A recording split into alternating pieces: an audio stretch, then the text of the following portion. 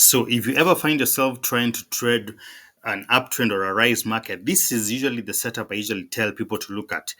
The market needs to have these types of a trend. Like the market has to have a trend like this, and it has to have a structure like this when it has higher highs and higher lows.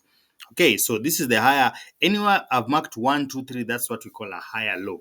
And the top parts here are higher highs. So we'll not look at that. We'll focus on the higher lows.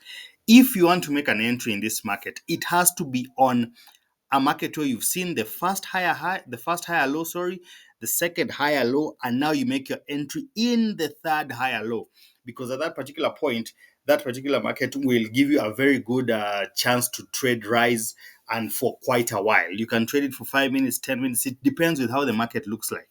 After the third higher low, usually the market starts misbehaving, consolidating. It can either go up or down, but most of the time it usually consolidates.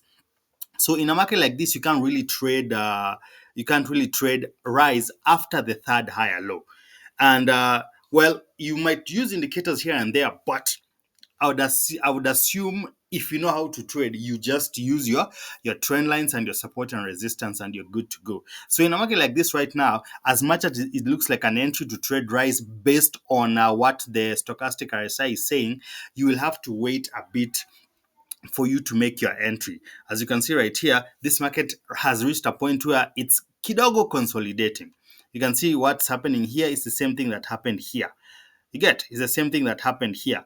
So you have to wait for this part to pass first for you to make your entry.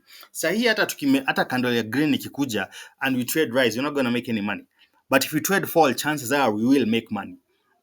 Yeah, but since we are on an uptrend, we have to trade according to the direction of the market.